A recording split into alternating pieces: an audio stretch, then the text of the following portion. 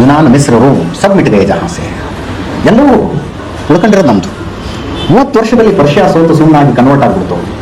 ಅಫ್ಘಾನಿಸ್ತಾನದ ಗಡಿಗೆ ಬಂದಂತಹ ದಾಳಿಕೋರರು ದಿಲ್ಲಿ ತನಕ ಬರೋದಕ್ಕೆ ನಾವು 600 ವರ್ಷ ತಡೆ ಹಿಡಿದ್ವಿ. ಅವರು 600 ಇಯರ್ಸ್ ತಡೆ ಹಿಡಿದ್ವಿ ಅಂದರೆ ಅಡ್ಡ ಹಿಡ್ಕೊಂಡು ನಿಂತಿದ್ರು ನಮಗೆ. ಅವ್ರು ಯಾವಾಗ ದಾಳಿಗೆ ಬಂದರೂ ಪ್ರತಿ ದಾಳಿ ಮಾಡ್ತಾ ಇದ್ರು, ಸೋಲಿಸ್ತಾ ಇದ್ರು. ಒಂದ್ಸಲ ನಮಗೆ ಹಿನ್ನಡೆ ಆಗ್ತಿತ್ತು, ಒಂದ್ಸಲ ಅವ್ರಿಗೆ ಹಿನ್ನಡೆ ಆಗ್ತಿತ್ತು.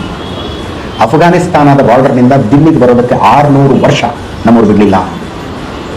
ಎಂತ ಒಂದಕ್ಕಿಂತ ಒಂದು ವೀರಾವೇಶದ ಕಥೆಗಳು, ಒಂದಕ್ಕಿಂತ ಒಂದು ವೀರಾವೇಶದ ಕಥೆಗಳು. ಇವತ್ತು ನಾರ್ತ್ ಈಸ್ಟ್, ಈಶಾನ್ಯ ಭಾರತ ಅಂತ ಕರಿತೀರಿ, ಅಸ್ಸಾಂ, ಅಲ್ಲೊಂದು ಅಹೋಂ ಸಾಮ್ರಾಜ್ಯ ಅಂತ ಸಾಮ್ರಾಜ್ಯ ಇತ್ತು. 17 ಸಲ ಮೊಘಲರು ದಂಡೆತ್ಕೊಂಡು ಹೋದ್ರು ಅದರ ಮೇಲೆ. 17 ಸಲ, ಒಂದು ಸಲವನ್ನು ಅದನ್ನು ಸೋಲಿಸೋದಕ್ಕಾಗಲಿಲ್ಲ. ನಮ್ಮ ಹಿಸ್ಟ್ರಿ ಬುಕ್ಗಳನ್ನು ತೆಗೆದ್ರೆ ಸೋತಿರುವ ಇತಿಹಾಸ ಹೇಳ್ತಾರೆ, ಹೋರಾಡಿರುವ ಇತಿಹಾಸ ಎಲ್ಲಿದೆ, ಗೆದ್ದಿರುವ ಇತಿಹಾಸ ಎಲ್ಲಿದೆ ಗೆದ್ದಿರುವ ಇತಿಹಾಸ? ಯಾವತ್ತೂ ಇನ್ಯಾರ ಮುಂದೆ ನೀವು ತಲೆ ತಗ್ಗಿಸ್ಕೊಂಡು ಭುಜ ಬಗ್ಗಿಸ್ಕೊಂಡು ಓಡಾಡಬಾರ್ದು. ಯಾಕಂದ್ರೆ you belong to that civilization. ಆ ಸಿವಿಲೈಸೇಷನ್ಗೆ ಸಂಬಂಧಿಸಿದವರು.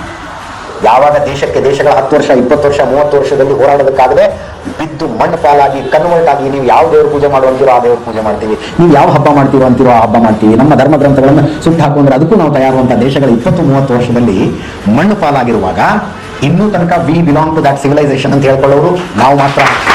ಆ ಹೆಮ್ಮೆ ನಿಮ್ಮಲ್ಲಿರ್ಬೇಕು ಅಂತ.